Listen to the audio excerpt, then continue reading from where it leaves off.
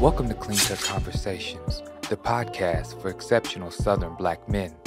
Join us as we delve into vital topics, including mental health, relationships, finance, self-care, and entrepreneurship.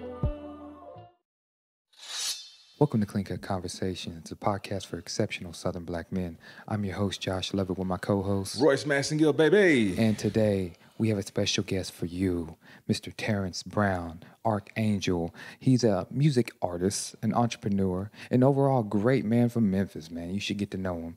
But without further ado, let's just go ahead and bring him on the show. Come on, let's do this. So, Arch, man, let me ask you something. Okay. Are there any upcoming projects that you would like to share for our audience members?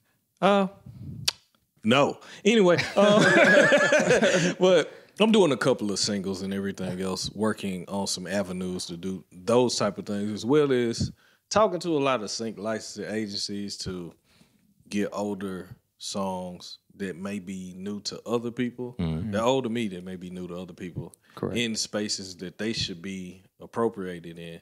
Get a little money off of them. And also, I've done some songs that Royce reminded me about. Okay. I did it with Kingpin. He has the little trifecta that he's working on right now. The project is called Kill Shot. Mm-hmm. It's Friday Black, Virgos, and Jay Discreet. Okay. I ended up being on the Sawtooth 2. I hope I'm saying it right. Mm-hmm. Song. And by the way, I heard what you said. That's kind of angry. By the way, I heard what you said. Yeah.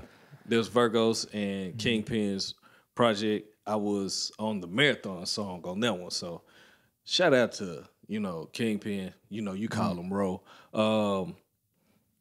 And Virgos, because they always be calling me to do something. Nice. Yeah. Them two people call me the most to do stuff. Because most don't. And I appreciate that. So you broke away from being a traditional musician that just goes performs to someone that just performs in movies, in films. Do you like that better? Yeah, because if you listen to the projects that I've done, because I remember when I first met all of you guys, when I did that release party in Nashville. That was like 2010 or something like that. 2013 on the 2013. Okay. Everything I do as far as my music is movie thing. Nice.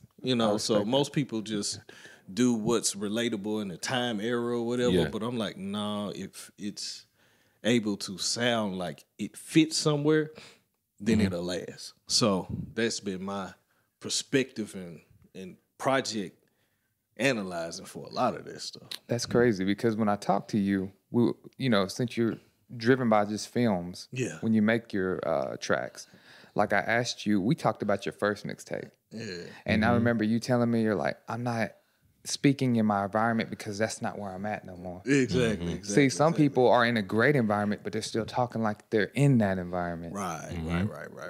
So do you feel that you have became a real artist or an artist, a progressive artist at that? At this point, like after I did my actual album that took me almost, 17 years to do, I do now, because now doing music is not for a scapegoat.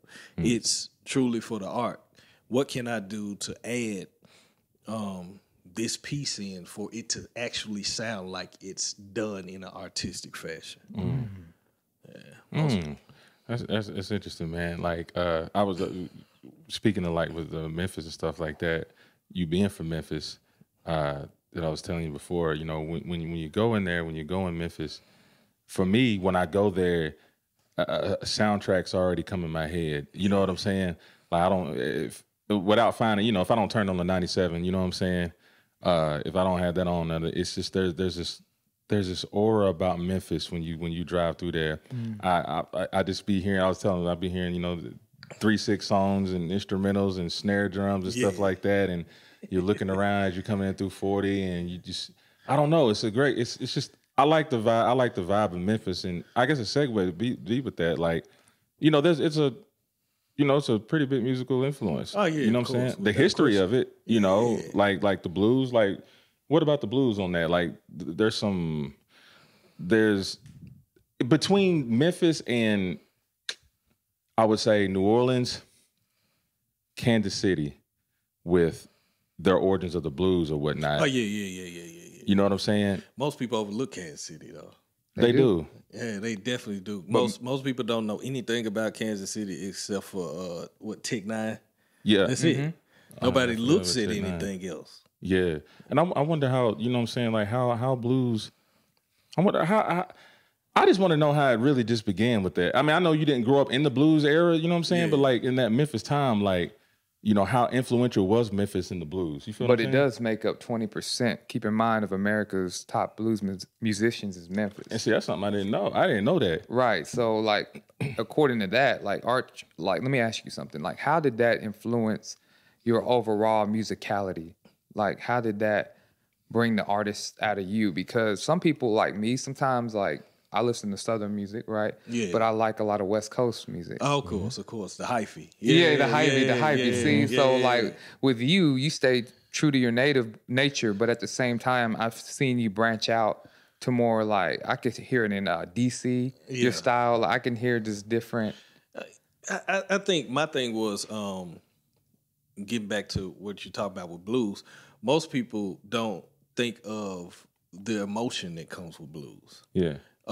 Blues is what's soulful. It's heartfelt. Yeah. And a lot of individuals don't like making mood music like that to that extent because it puts people in spaces that they may not be comfortable in. You know what I'm saying? Because blues, look what it says, blues. Yeah. And most of the time when somebody says, I'm blue, they're sad. You know, so people don't like to be put in those spaces unless, you know, some heartbreak go on and then they start listening to sad songs and all of this. Right. And they don't see the essence of how this can make you alter from being this high to this low. Yeah. You know, and that's the beauty of it. When you're able to do things like that, I can make happy music, but I can make this music too to make you sit back and think on what's been going on with your life. I think that plays a part because a lot of people are not able to do that. Yeah. You know, they don't want to have that relatability. They want to seem like there's something that you can't touch. Yeah. You know, so I think that's the thing that happens with that one. Oh, that's a bad. So let me ask you another question. So when it comes to blues and country music, they kind of they're hand in hand. So they're hand in hand. when you think of Memphis and you think of Nashville, can you really integrate those two sounds? I think you can, but it's a clash though. That's the thing because I think of country music because country music tells a true story. You know what I'm saying? Blues music, it tells its story, but it's more in the mood of it. Yeah. Country is more telling the story of how things came about. I really think country music is upbeat blues. If you look at it. Yeah. So attempting to slow this down, put more of an instrumental feel into it would make it clash because think about it. Blues is slower. Yeah, I'm sitting there. I got the BPM in my head right now. The country. Right. Yeah, it's like you listen. Yeah, you're like, okay, this is a little faster. Yeah, but they're talking about stuff. The same thing. Lost my baby. Yeah, you know what I'm saying. But it's more upbeat. Yeah. And here's a funny thing. I'm gonna go off of a song. I think there was it the Blue Notes?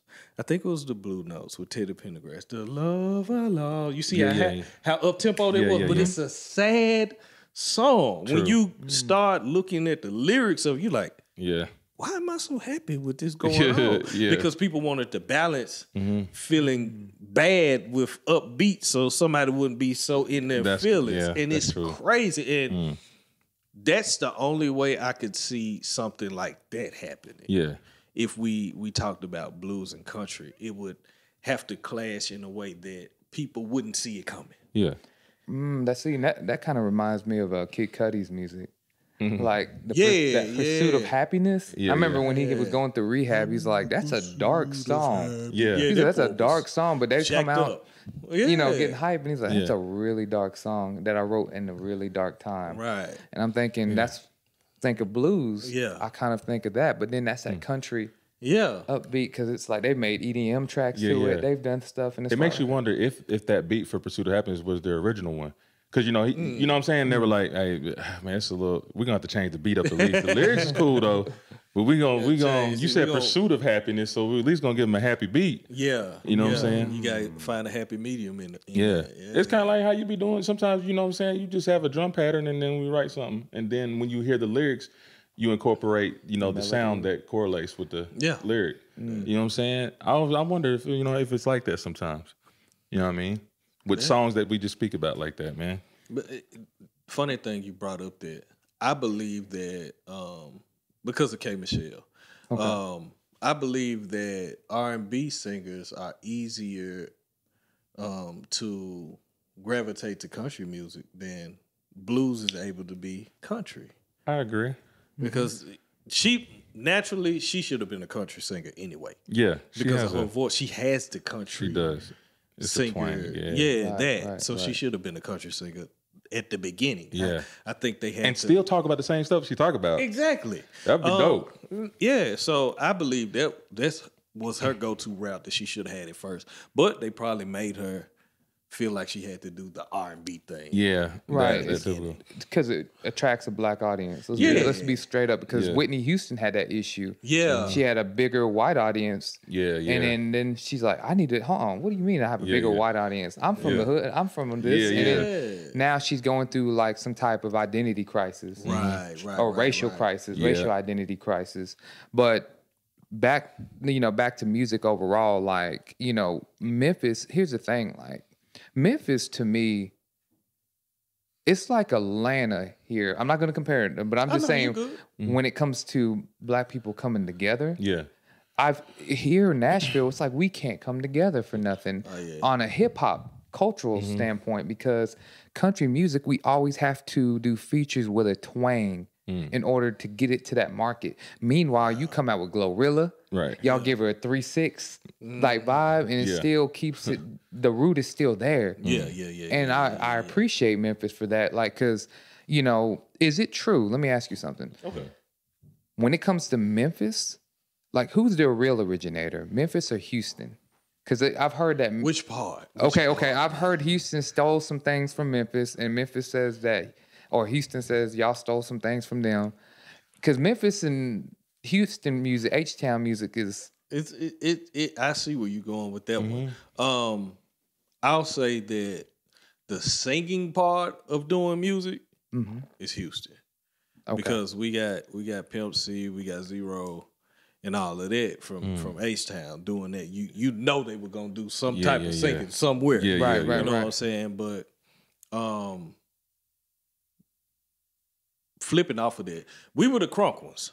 Like crunk. I'm glad you said that. I was getting ready to bring it up. We were the crunk ones. Because Atlanta was trying to claim Lil Jon was stole it from the book part of it. We were there. Because you listen to 3-6. Who the crunk is in it? Automatic. Tear the club up. When they went to Atlanta doing that song, everybody got scared. Because when I heard Crime Mob, I thought that was of some artists from Memphis at first. Yeah. I think that was Gangsta Boo and them. Wow, it does sound Nuck like if that. you buck, right? Yeah, Right. That's us. Yeah.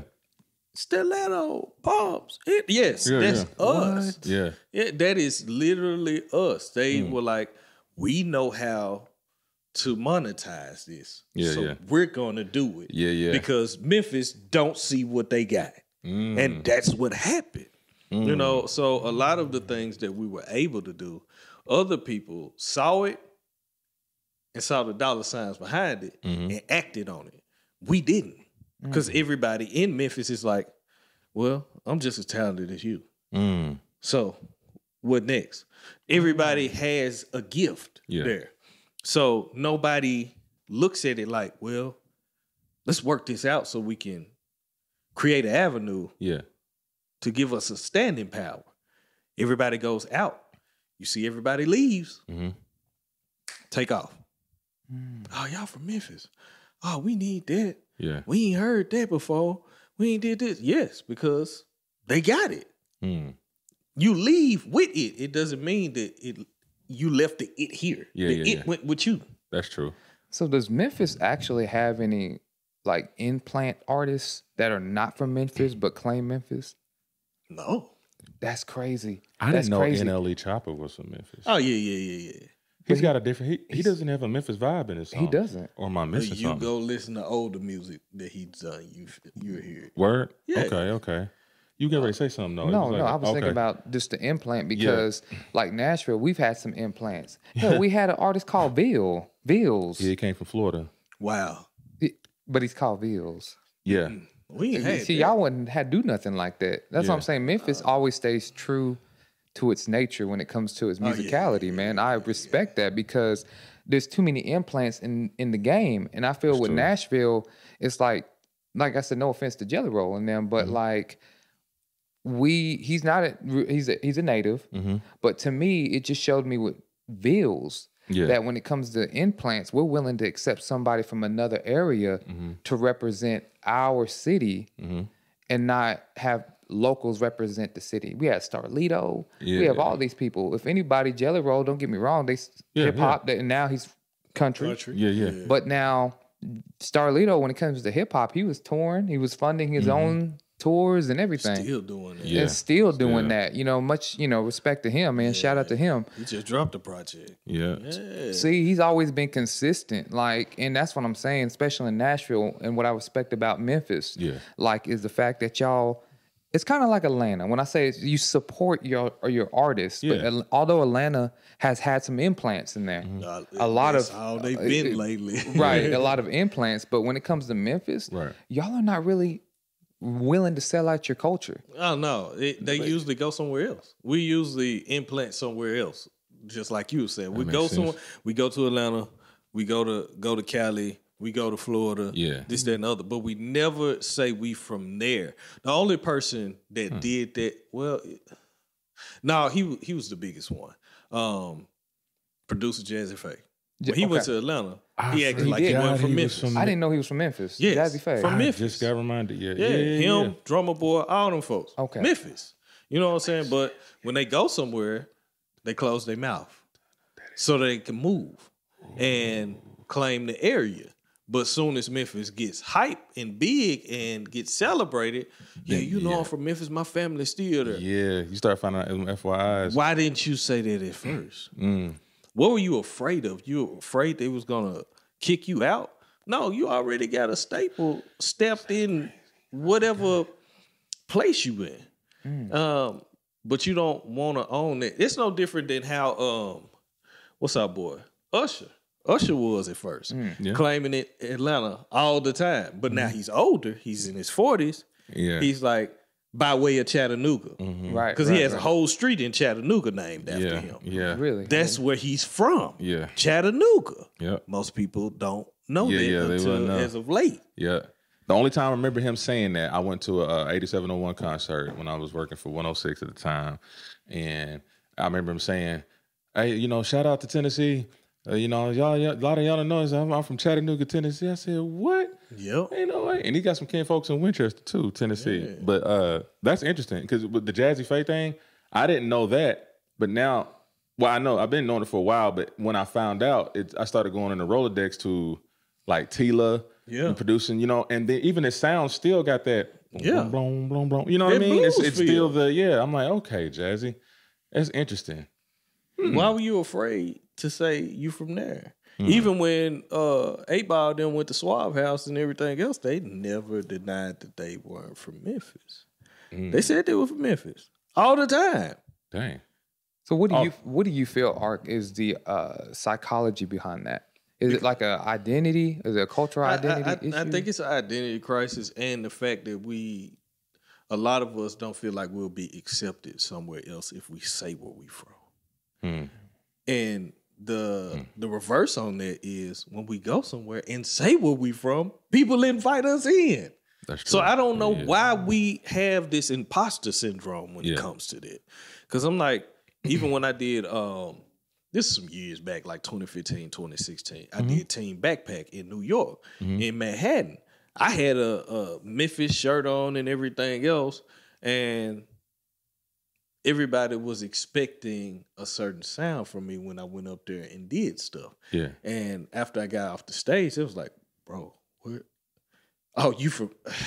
They wanted to ask where I was from. Then they see my shirt. Yeah. You from Memphis? Mm-hmm. Yeah. Man, we need to connect and do all of this and everything else. I'm like, I didn't feel I did anything different. Yeah. But for them to hear somebody deliver in that fashion, in that space, from the certain type of culture that New York has, I was like, wow, this is different. And I appreciated it, but I was just like, y'all don't think people can rap somewhere else? I mean, you know, That kind of reminds you of Tupac, though. Yeah. People didn't know Maryland. Yeah, Yeah, but then he's West Coast. Yeah. And it just he worked. adapted that as soon as he moved there. I know, it's the West Like, Coast till I die. dang, bro, You ain't say New York nowhere. I know, right? And he tried to do the Death Row East. I remember he tried to. Yeah, he was trying but then to merge Bad Boy, it was just too heavy It was so with deep in Biggie that, and stuff man. like that. But like, let's just move on. You know, besides music, because we can sit here and talk about music all day long. All day, man. So let me ask you something, like, because you were involved in the military service. Yeah. So post 9/11, military enlistment increased by nearly 10%. That's a fact. What drove you to join during such a critical period? Well, I said since the 6th grade I was going to go. So I've been one of those people who say things and fall in line with it. I said in the 6th grade, I graduated school, went to the military. Yeah. Went to the same one that I said I was going to go to. What branch? Marines. Okay. I was all right.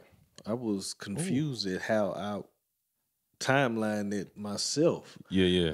Because I thought about it. I was like, wait a minute, I did say this in the 6th grade. Yeah. I'm going to go to the Marines. Oh, wow. And I went.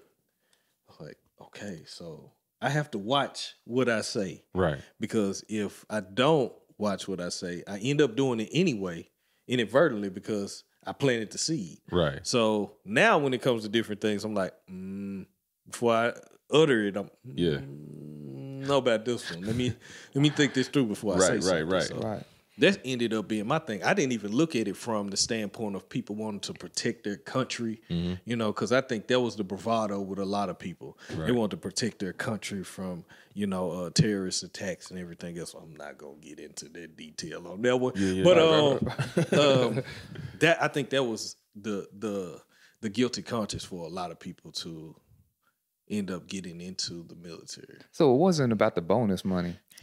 I ain't see no bonus money. Now, if I would have went to the Air Force or I think it was certain parts of the Army, I probably would have seen the bonus. Yeah. But I went to the worst one. I just signed my life away. That's it. You won't sign this paper. When you say worst one, what's that? Yeah, that Marines. branch? Yeah, that branch is the worst one. We the first ones in, the last ones out. I dig it. Y'all the ground troopers, man. Yeah, so I just pretty much said I'm willing to die for people who don't give a damn about me, for lack of words. Damn. Yeah, but there you go with that. There you go with that. Wow. So like where you are in your life, do you feel that the military history that you've had, the experience, contributed? Oh yeah, without question. How so? Because knowing when to potentially cut off, go cold turkey on certain things, that comes from that. Knowing how to stay in alignment with a lot of things. Carrying out duties, if you will, that comes with it. So giving those type of tools and direction helps me in regular life. So let me ask you something. Cutting cold turkey, why do you feel that's an issue? Even today, I guess you see people, the music industry is about relationships. But why must one learn how to cut someone off cold turkey? If it doesn't serve either one of you, why are you still there? Most people don't look at that. And I need to. We've had a long lasting relationship. The relationship expired years ago, but you're still hanging on. Why? Yeah. What is it? Because it's never the other person, it's you. Half of the time they've already allowed it to be. They just respond to you just to get a kick out of it. Yeah. And you're the one still holding on because you think something serves a purpose. And it's already expired. Wow. So it's kind of like, so do you feel that like high school reunions? Yeah. Stuff like that. Do you even go to them? No, or not at all. you had no connection with no like? Like I talk to people. I'm an individualist. Yeah. Okay. So I'm not one of the crowd people. It's funny. I do music. And I don't Right, like crowds.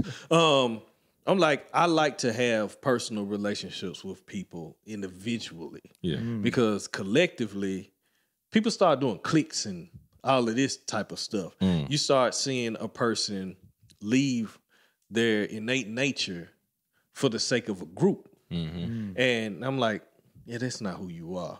I'm good on you. Because you couldn't be yourself within a group. Yeah. You had to be the whole group.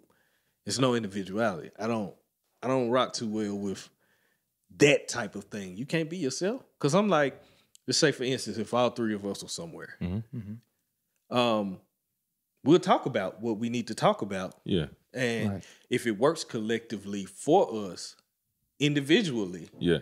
we'll do it. But if it doesn't work for all of us collectively, you'll be like, well, no, you can go ahead. I'm good. Yeah. You know, being able to still have your ability to move without somebody is what people are incapable of doing. Not everybody, but some people are incapable of doing because they want to satisfy the people that they're around. And I'm like, no, I'm good. That's So your network is like they say your network is your net worth, but at the same token, your network has to make sense to your way of living. Absolutely. Because it's a battle. Then it's like, well, why do you keep this individual here? Right. He doesn't do no music. Right. He drinks all the time. I'm a healthy person now. Right. You know, he may smoke all the time. I don't do that no more. Yeah. So, but yet I'm still holding on to this relationship, and I have to ask myself why. And a lot of people, the biggest word is loyalty. Yeah. We've invested so many years. And are those years, because I started asking the question, are those years now? Ooh. No. What are y'all? Because my thing is this. You have to ask yourself this. As the person you are now, if you were just introduced to this person, would you keep a relationship with them?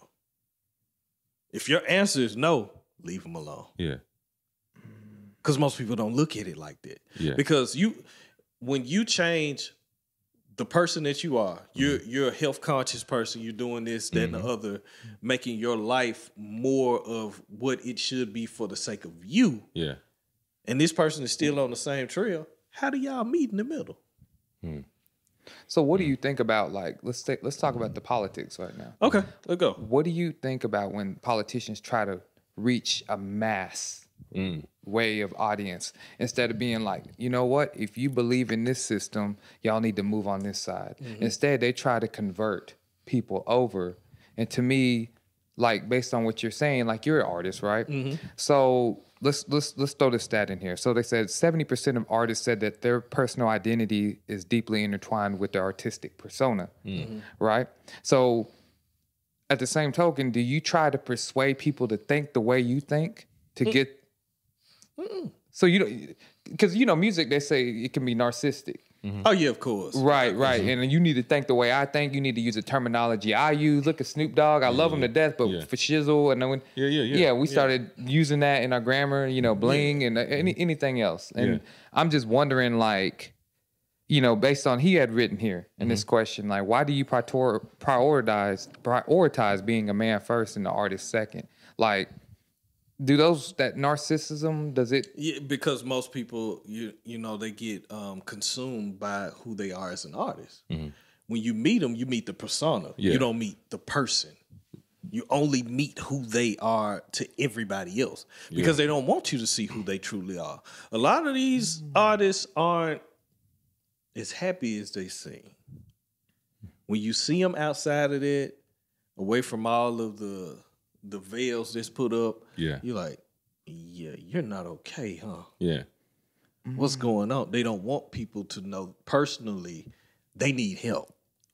They want to look good to everybody else because that's the impression that, for lack of words, quote on society makes it. You're interesting because you have yourself together. So that goes on with your name too. So Archangel, right? Yeah. And so it's got several meanings. One is more biblical. Yeah. The other one is more like, like they call like an angel investor, the successful, you know what I'm saying? Mm-hmm. And I don't want to answer it for you because I feel like I know what you're going to say. Come on, talk to me. I mean, to me, I was like, okay, the type of person Archangel is, like he's a deep thinker. There's always an entendre somewhere. Right, because when you say Archangel, it's like, ooh. Yeah, people get mystique or they're like, hold on, bro. Like, and all this. Yeah, they do that. What, based off, just as far as what I saw what Archangel was and just, from a biblical sense and then from a successful investor type thing, did you name yourself that because of you are two of those things, or which ones do you carry the most out of that? Which side do you lean on? Yeah. It's both of them. Okay. Yeah, I figured. It couldn't be. The It couldn't entendre. be one other. Yeah. It has to be both because here's the funny thing. Before my name, I was invested into X-Men. Mm-hmm. Let's just make that clear. Okay. Because Archangel, you forgot about Archangel when it came to that. I didn't think about that one when I first started because my name before this was Nightcrawler.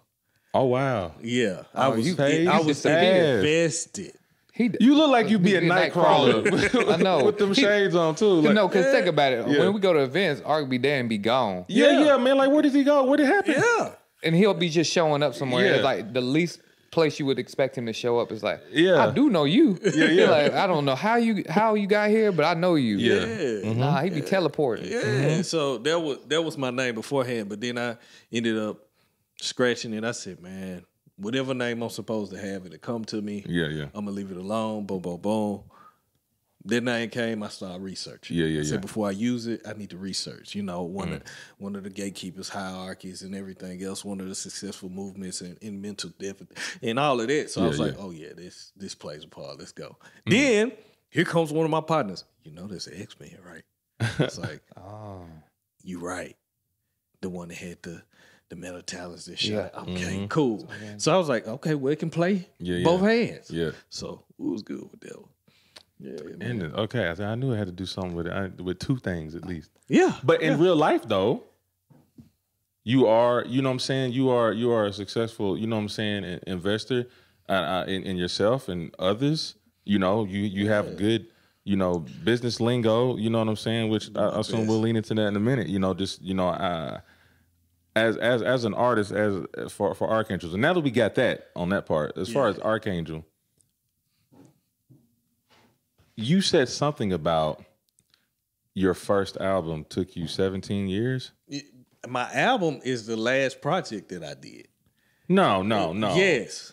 Not the EP that y'all seen. Well, no, not even that. Yeah. Yes, it took me that long because I was like, this has to be a depiction of what I viewed hip hop as. You did a Dr. Dre on this. Yeah, it took 17. The first song on there, ADG produced it.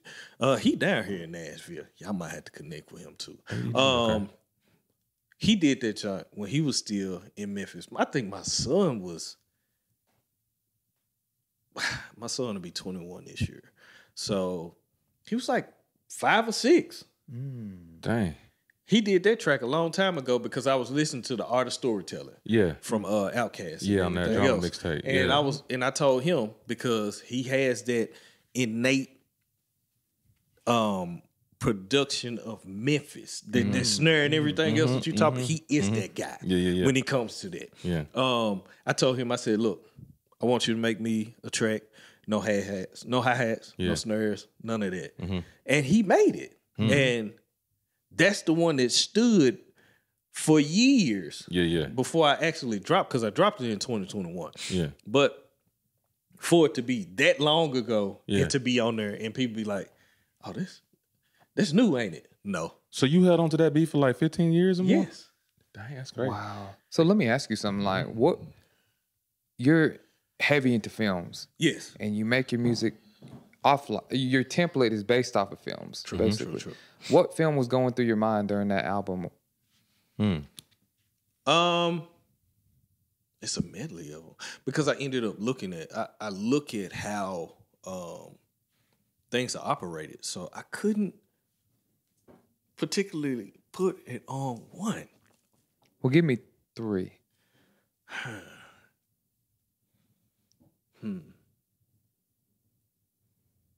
Wow, that's tough. That was a good question. Dang.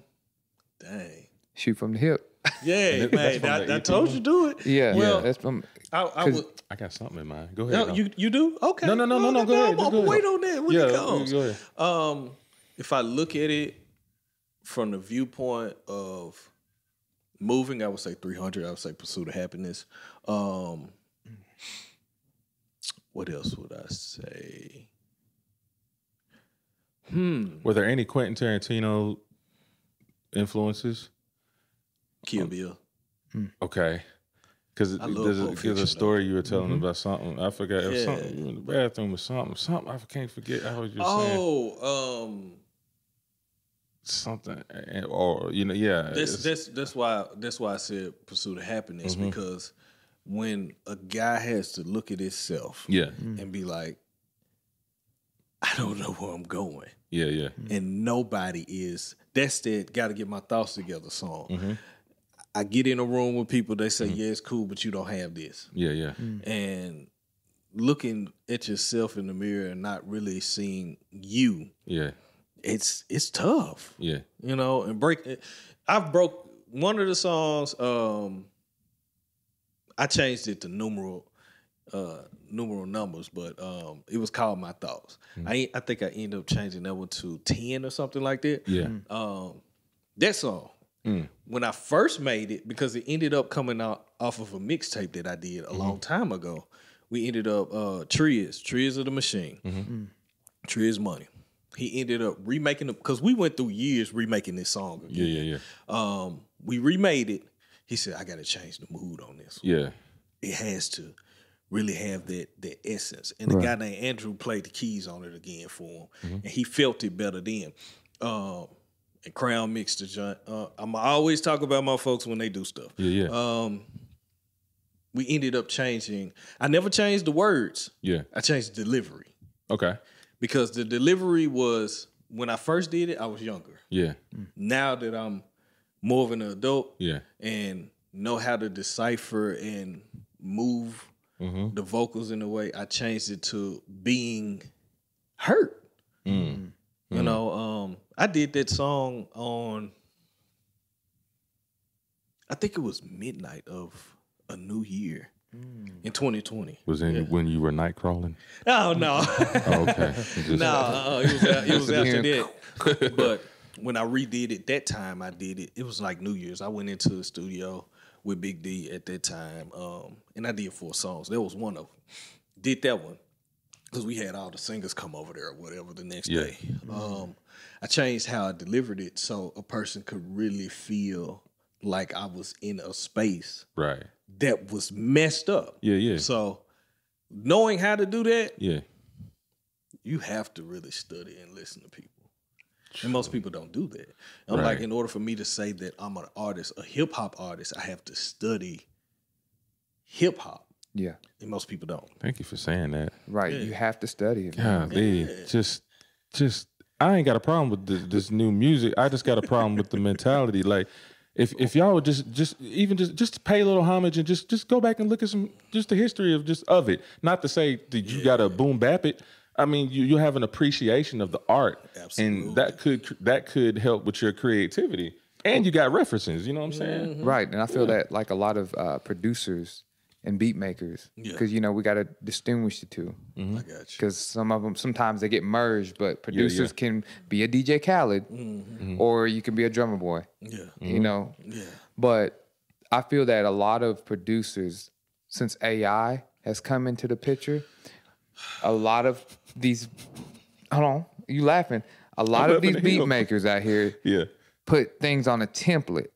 And it's like, they liked it. I could hear them in the back. They like that music. This is the type of music they like right here. They want the drum pattern. And it just seems so like formulated, Right. Yeah, of course. and it's no longer like from the soul. It just seems like it's cookie cutter. In other words, They want the money. It's not for the love of the art, because I'm not gonna just call it music. It's art. do you want to share your story? Well, join us at Clean Cut Conversations. Let's talk mental health, relationships, finance, self-care, and entrepreneurship. Your voice matters, so let's make a difference together. Welcome back to the show, man. If you really want to be on this show, just email us. Contact us, clean and cut combos at gmail.com, and we will answer out to your response, and hopefully we can bring you on the show and you can share your story. And now we're back, though. Dun, dun, dun, dun, dun. But nah. It's too funny. But now we was talking about what were we talking about before we? It was we were talking about the art part of it, the subjectiveness of it. Okay. But really, You had a question though. yeah. So it was a question I was going to throw in there, like, because you were mentioning about this, what you were attracted to. During When this I say EP. attracted, yeah, you're talking about the struggle. Mm-hmm. Yeah, explain that again for me. Like you was Okay. The best way to explain it, upbringing. yeah. The upbringing wasn't the best. Mhm. It's not to discard anybody or to point fingers or this, that, and the other, because everybody only knows how to deal, respond, and react based off of their upbringings. Yeah. So I don't hold any hard heart to anybody at this point. Uh-huh. But looking at it, you only get the responses of, like, especially if your grandmother or your mother is angry, Mm-hmm. the responses you get are the reactions they wanted to give to somebody that they had to fall in line with. Right. So you're getting the pain off of that from them. Mm. So people can't say that you don't know nothing about segregation. Well, I get the anger that you had from that. Right. You only give it to me because you couldn't give it to them. Mm. You've been holding on to that, so now it's expressed to me. Yeah. So I do feel it. Yeah. Why am I getting hurt in this manner? Right. That hurts me, but you don't see it because you're just letting off stuff. Mm. It's rapid fire. You're the innocent bystander, Yeah. for lack of words. Even though I may have done something wrong, it shouldn't have been responded to that way. Mm. So being a person who grew up with grandmothers, one of my grandmothers was extremely loving. My other grandmother was somewhat of a dictator, but she gave me a lot of intel that I use at this point. Seeing that, and when I was with my moms and stuff, you didn't see, like, people were married, but you didn't see the happiness in the marriage. Mm. You seen I don't even know, it just seemed like clashing. Yeah. It's like you're supposed to be able to see how they work well together. Yeah. And all you see is the differences being the catalyst for all the responses. So you see chaos at home. Yeah. So me, all I knew was chaos. So when I started dating, talking to women, I didn't realize what I was looking for was what I initially saw. Chaos. So yeah, the women may look good, but as soon as you get behind closed doors, it's fireworks. Yeah. And not in a good way. Yeah. So let me ask you something, not to cut you off, but No, like talk when to you me. ran into a peaceful woman, did that scare you? Or did you even know what peace was? That's a good question. When I ran into a structured woman Okay. who had direction, I messed it up because That's real. all I know is chaos. Yeah. So somebody coming to me lying properly, I don't know what to do. I'm finna mess this up. This self-sabotage. I'm finna mess this up because I wasn't prepared for it. And I didn't mentally prepare for it. I prepared for it after. Yeah. And even in the midst of me dealing with other women after that, my mindset was, this is where I want to be. And getting to the space of where you want to be is frightening. because what you're used to versus what you're in now, this far apart. And that space right there, that void, you don't know how to fill it up. And you're trying to figure out how you fill it up. And if you're focused on moving past what you are used to,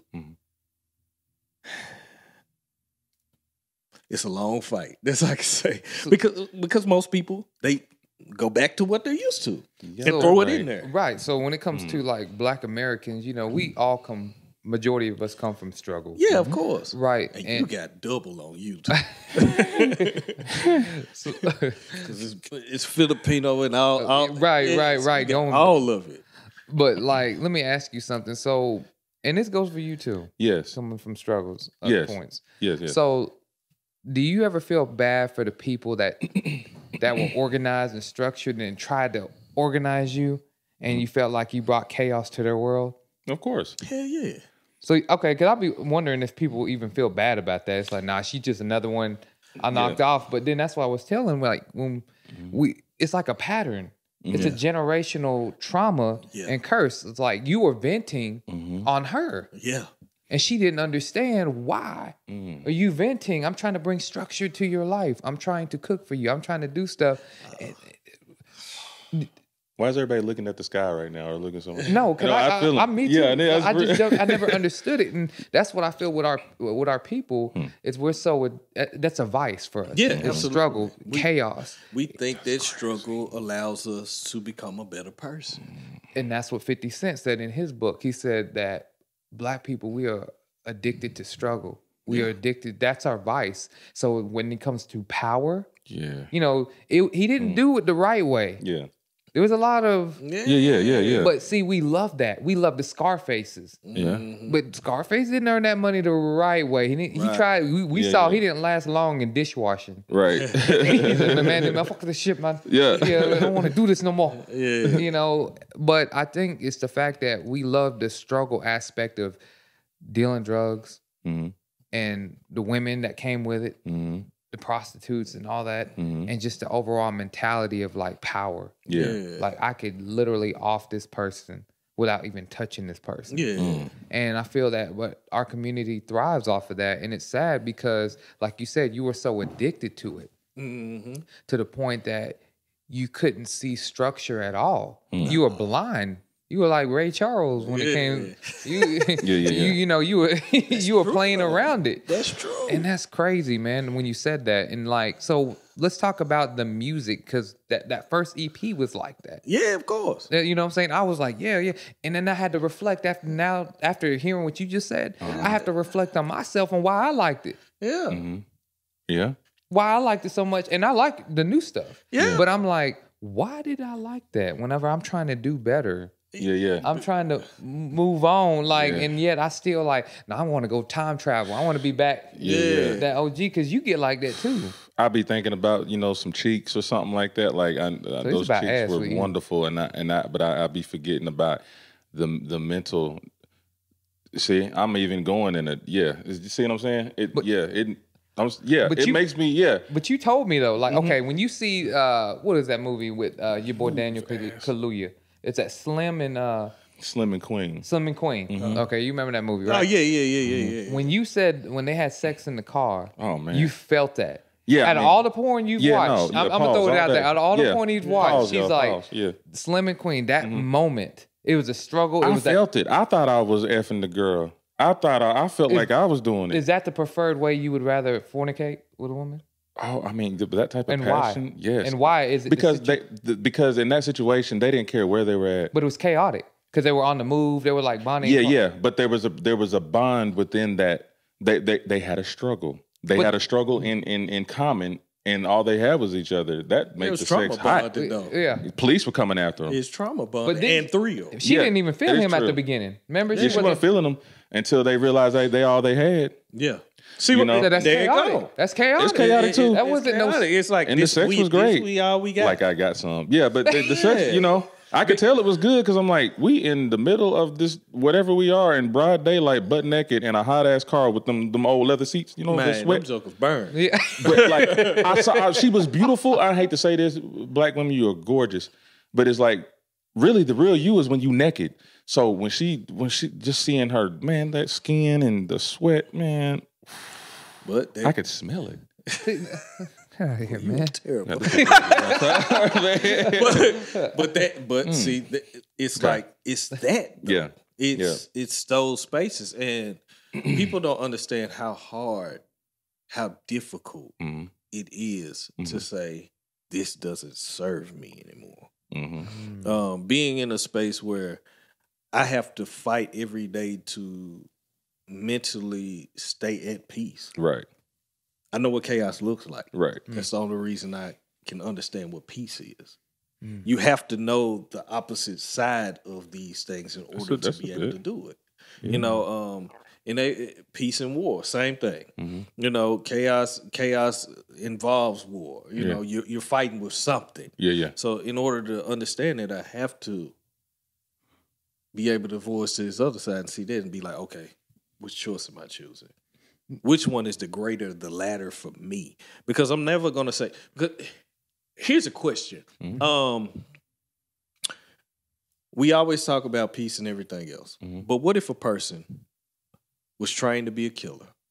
That's all they knew. That's all they grew up around. Because people always say good and bad. Right. Is that person wrong? It could be. I mean, it's subjective based off of, because I think right or wrong is based on what you were indoctrinated with. Some people think that wrong is right. Yeah, because he doesn't know anything else. Yeah, this is all he's been shown, and he doesn't have a eerie feeling about it. He's like, this is normal. Yeah. So how can I say he wrong? Right. That's all he knows. Yeah, that's a tough one, because what if he ends up killing one of your family members? And you mad? You have to accept that. Like, I mean, I can't be mad at him. Even in that mist, you have to be like, this is all that man knows. I'm hurt. Would you support his life sentence, or would you ask for him to have time shortened? That's the law of the land on that one. Oh, okay, all right. Well, the law of the land needs to think like that too. Then, that's all he knows. But, okay, let's talk about this. It's a nice segue into this question. So, okay, talk to me. Studies show that 60% of artists find it challenging to balance work and family. Yeah. Right. So how did you manage this balance in a way? Because we were talking about chaos, right? Now you have a son that raps. Now, should he rap? Do you feel fond of him if he does rap about chaos? Like, I don't know certain topics. You know, I haven't heard everything. But, like, how does that make you feel? Because you like Mike Tyson, he said that he didn't want his son to box. He said he laughed at him. He's like, you don't know struggle. Oh, yeah, you don't know struggle to rock. So to me, if you hear your son talk about that stuff, because it is popular in our community, like, how would you handle that? Like, how would you balance, like, that artistry mixed in with the real life? My thing would be,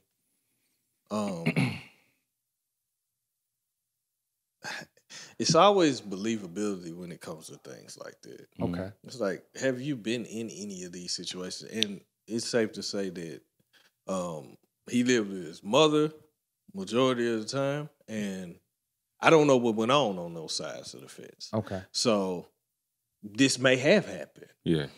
Who am I to say it hasn't? But it's my thing of, how are you creating this as a work of art outside of making it solace for you? Because that's the biggest thing, because I made music as a scapegoat. That's why when a lot of people ask me about my music, I was like, I don't listen to it. Because half the time it's from hurt. Yeah. I did my music from hurt. So why do I want to hear hurt after I'm done? Now I can listen to it because I'm in a different space. And I was like, I was rapping. Right. I was rapping. But I had to get to, I tell people there's a graduation date for different things. When the album, because I was like, I probably never do music. That's one of the reasons why it took me so long to do my album. I was like, if I drop this, John, I probably never do music again. because it's like my graduation from this, because I know Right. I've done it the right way. Okay. So now when I do music, it's based solely on the art. So you're not going to get a whole bunch of projects and stuff out of me now, because I have to dive from a different place now. I don't have true. hurt around me now. Yeah. So a guy asked me to do a song for him.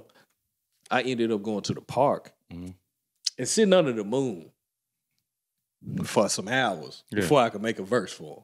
I went to the mountains for one of my other guys. I was like, I got to go to the mountains to gain the energy from it. But people have to learn how to consume energy from different spaces that they live in now that helps them. And most people don't do that. So that's why you see a lot of artists, or not even just artists. One example, I always talk about him, Ricky Davis, that played football. Okay. He left football, went somewhere, got high as a kite, came back to football and tore them folks up, but they hated it.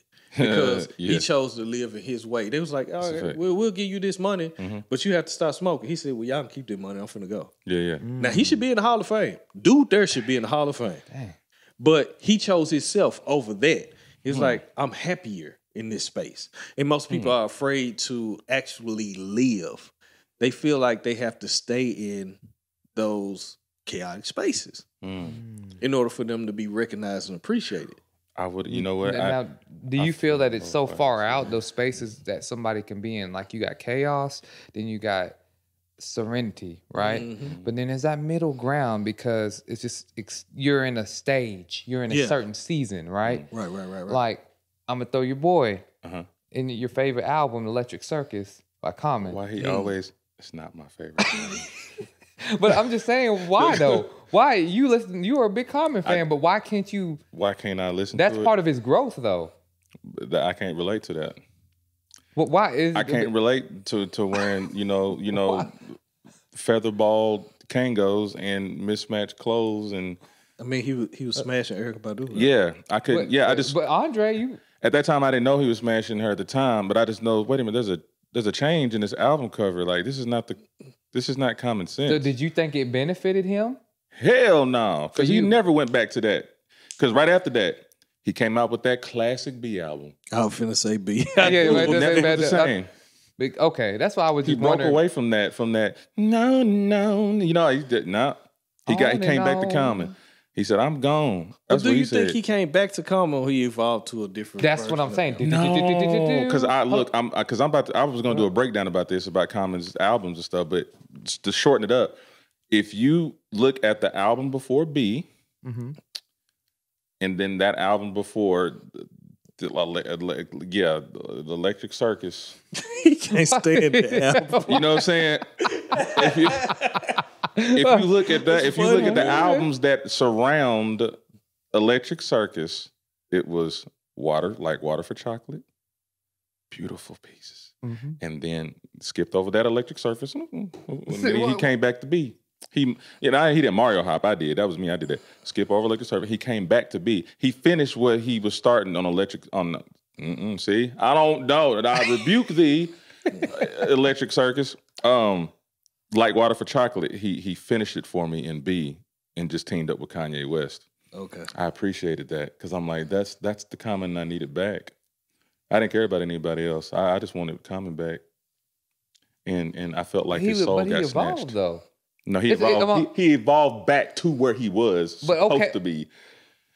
You mean so he wasn't evolving? He went off track for a minute. So let's talk about Kanye. You know, he had the 808 and Heartbreaks. You were like, But it was, he had to evolve from a death. That was his pain. I feel it. Right, but then he went back to the Graduation. Thank you. No, Graduation was before that. Okay, so what was the next album? It was after Graduation. Wasn't it the Black Skinhead? That was no. You're right. After Graduation was that Pablo 2013. Yeah, but was that after 808? 808 was after Graduation. 808 was in 09, 10. Okay, so Graduation was next. My Beautiful Dark Twisted Fantasy was after 808. Okay, that makes sense. That makes sense. So the Pablo joint. Right, then the Pablo joint. And then so with that, but you were going with his progression. He was going to a dark spot. But Shoot, those are he class. dog, Yes. boy. That was, I but appreciated some of the songs. Yeah, you I really do. liked it, right? But so you liked that direction, but you couldn't accept Common's direction. No, I didn't say I liked his direction. There was a couple of there were some songs I liked on Beautiful Dark and 808s, but it never gave me the feeling of college dropout, late registration, and graduation. But all those albums it was kind of like chaos, but with a good soul to it. That's understood. But then it still was chaotic. It still was chaotic. No, that's cool. Why couldn't you relate to those? I really can't answer that because that's how my body just reacted to it naturally. I said, I didn't say. I mean, there were a couple of joints on the album I liked. What? Yeah, That's what. My God. but when he came back, well, I'm gonna say like everybody evolves, right? Yeah. But I also feel like everybody still has that thing inside of them that's so universal and never changes. Is what keeps you liking that person, no matter which direction they go. I still believe in Kanye and the person that he is, and I feel like he's really gonna really come back. He's already here. I just feel like he's gonna. I just feel like he left something hanging after graduation. It ain't coming. Okay, that's cool. I hope, then I hope he goes into the hope activism. that you had, Yeah. But I know it's not coming He's in back. the gospel. He's going. Yeah, I don't want him to go back to And sampling. Donda, Doing that's cool. I mean, I just meant like, it's just deeper than music. It's a well, yeah. an energy. It's a still type chaos of though. yeah. But I'm All just that saying, is chaos. But all I Kanye's- can say is how I resonated with it.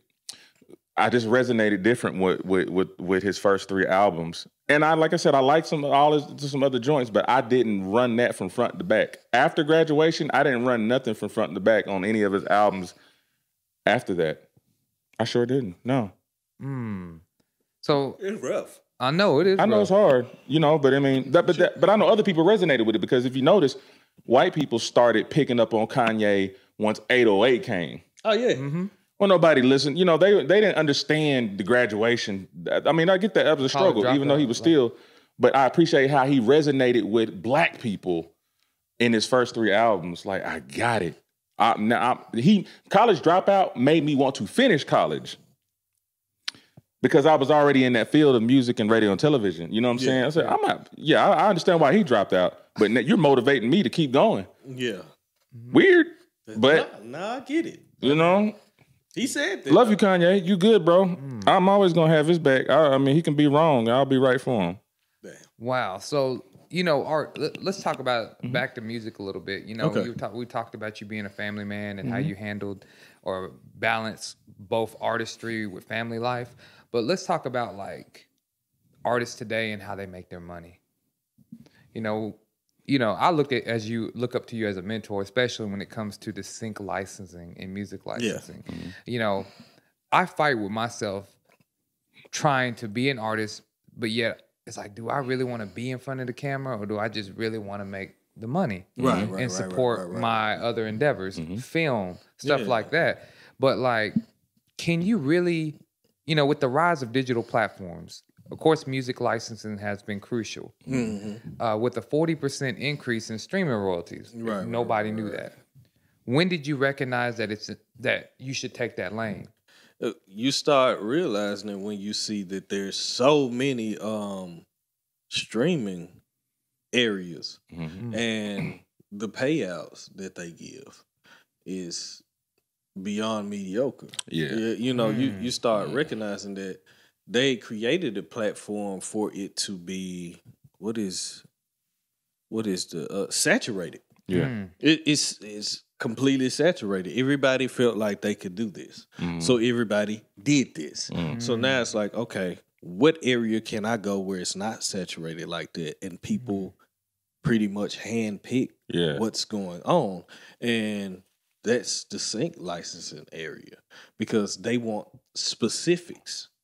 They're not going with the overall, whatever the media says, whatever certain bloggers or whatever go with. And I'm not saying any names about artists. We hear it. It's the same across the board. Yeah. All of them sound alike. All of them sound the same. All of them got the same beats. All of it is just the same.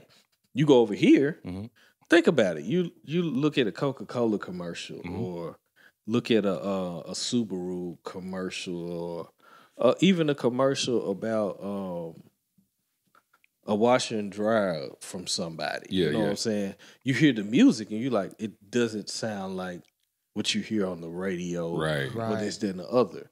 That sync stuff. Hmm. They actually have music supervisors who pick the music for this. Right. You know what I'm saying? Traveling. Even the music in the airports. Mm-hmm. The gyms too. The gyms. Yeah. Yeah. Even certain Walmarts, Costco's, like Elevators you said, Gold's Gym, and all of Sam's this. Club. They're picked, hand-picked. So this doesn't come with limelight. Are you popular? Yeah. Or this, that, and the other. It could be a English teacher. Yeah. He got it. Yeah. Nobody knows him. He doesn't have a social media. I don't know what you call it. A presence. That's what it is. He doesn't have a social media presence. Yeah. But he got a song synced, and he makes money. Some woman who knits at home and just likes to make music on the side, she has something synced. Yeah. Nobody knows who she is, but she's made money. And it was one dude, I can't remember his name. He was like, yeah, Nike got exclusive rights doesn't mean that they own his song. It means that they have the rights to, move it around and get it, get money sold and all this for it. He still owns the masters or whatever. They pay me $100,000, not me. Right. $100,000 for it. Cool. Said they never used it. He said 4 years passed. They came back, wanted to re-sign the song, even though they never used it. Gave him another $100,000. So, song never seen light of day. He made $200,000 in 4 years. Right. Damn. And how I look at it from them doing that is, obviously, as business people, they probably saw, okay, we're going to set this in a pot for a minute. You feed them a little money because we know this is about to be. This is going to come back to us twice, thrice, four times fold. You know what I mean? Absolutely. And it comes to this question I'm going to ask real quick because when you speak on that, as somebody that's behind the scenes in the music business too, would you tell an artist? How would you? What? Sometimes I feel like it's a battle as an independent artist. Sometimes to go with the flow, right? Yeah. Or just go with what you know. And in the sense of like, do you feel that you make more money focusing just on your target audience? Or do you make more money when they say, just make something for the people? Like, make something for everybody. You know what I mean? You know how you got the target audience and then there's just a song that, I'm pretty sure Drake's favorite song is not God's Plan. Mm-hmm. You know what I mean? But it broadcasted all over the world and he might have liked, a Tuscan Leather. You feel me? And that was for his target audience. What would you tell an artist like to go for when it comes to if you want to get a continuous stream of income? You know what I'm saying? At that point, I have to ask this question: what strokes your ego more? Because most of them just want, and a lot of artists haven't had attention. Yeah, and that's true. Their ego is focused on, I want all the attention I can get. Do you want to share your story? Well, join us at Clean Cut Conversations. Let's talk mental health, relationships, finance, self-care, and entrepreneurship. Your voice matters, so let's make a difference together. We're back. Like we were talking about basically independent versus major deals and the road that they should take. Yeah. Having avenues. Yeah. And most don't look in the sync because most don't know either. And when they get to that point of knowing about that, because a lot of the major artists have certain sync things. Vince Staples has talked about that a lot. So that's a bigger thing. And I don't think if a person heard about what he was talking about with one of his albums where he made sure every song on there was able to be synced, he got that money personally. The rest of it, as far as the royalties and all of that, went to the label, but the payout in the front went to him personally. Right. And that's the reason why he did that. It's not manipulated. Yeah, Like Snoop Dogg said, he had 1 billion streams and it amounted to $48,000. He said, "Get out of here, man." Yeah, but hurts my heart. you have to look at all the people that were aligned with the song too. So Right. it wasn't just him solely. If it was just him solely, then yeah, that looks ridiculous. But you know, even that's still kind of like, I mean, think about selling 1 billion records outside of streaming. Let's say hard copy.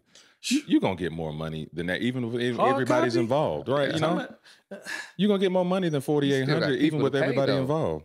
Yeah, Just like even if Blame you It get on the Alcohol $1 had out 13 of it. writers, but each of those writers averaged $300,000 Mm-hmm. on Blame It on the Alcohol with Jamie Foxx. He had 13 writers, and they all got paid in 6 figures. Whoa. But that was before that Digi hit real fast. Yeah, you know what I'm saying? yeah. Wow.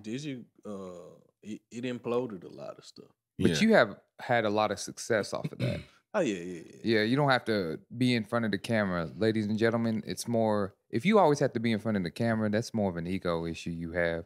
Because if you really about making your money, sync licensing is where it's at. Absolutely. That guarantee paycheck. Because I know, like, we made a contract.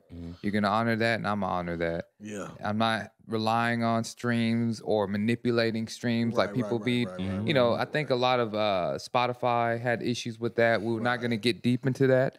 But, like, it's crazy that some of these people have millions of streams, and then when they go to hold a live event, like nobody shows up. You know what I'm saying? And that's kind of embarrassing. That's tough right there. That is, man. So, like, to wrap things up, let's talk about, like, local artists in Memphis, upcoming artists in Memphis that you feel that you would endorse. Because, you know, y'all have a lot of artists, but give me one artist that you're going to give the platform to. As far as new artists, Mm-hmm. none. What about Glorilla? Glorilla already I know, in but her space, you know. But she's the queen good. of Memphis? I guess, if they want to call it that. You know, I ain't mad at it, but as far as this era, she probably is. Yeah. Okay. You know, I give that. Because there's different eras. We know Gangsta Boo recipes. Yeah. Gangsta Boo was The her queen, girl, right, You yeah. know what I'm saying? Lil Chat, all of them. You know, Crazy Lady recipes. All of that. But as far as these new artists, because all of them sound the same. Everybody's coming out sounding like somebody else. How about this? To make you think a little more and make a better decision.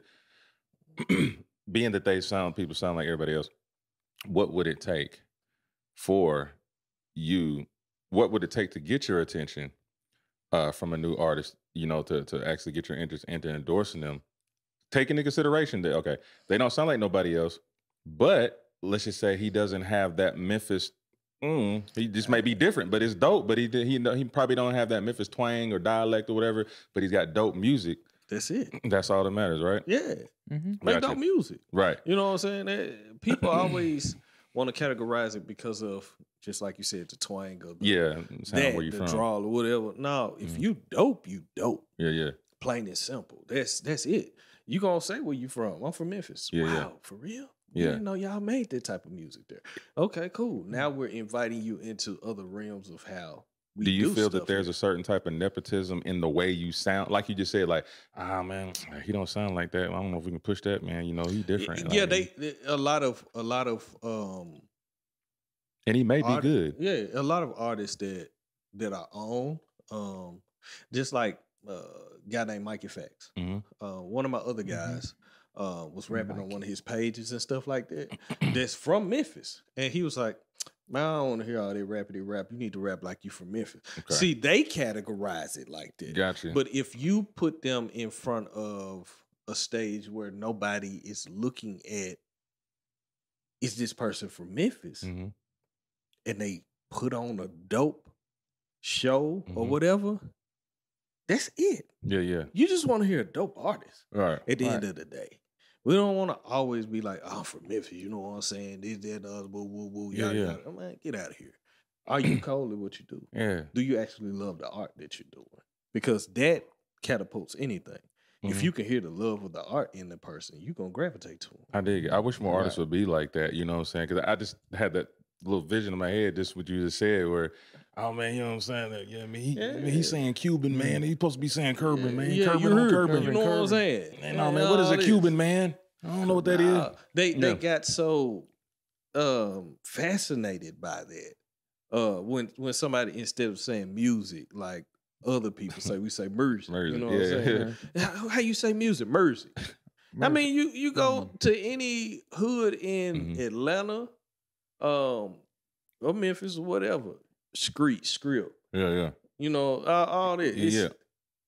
We got introduced to Merzik when we were dealing with Soulja Boy. Yeah. They got that Memphis to Batesville kind of thing. You know what I mean? I was like, what did they say, Josh? Purple. Yeah. Merle. With the R, yeah. Yeah, you know what I'm saying? I'm like, okay. Some people know how to pronunciate their words. Some people may not. Yeah. All right, why are you fascinated with this? Right. I guess because you look at folks in the hood from New York, they're proper. Folks in the hood from Cali, they're proper. Yeah. You know, their dialect is different. They pronunciate their words. So, right. Cool. But let me ask you something. So let's go ahead and wrap this up. So okay. What would you, I guess, how would you want to conclude this interview?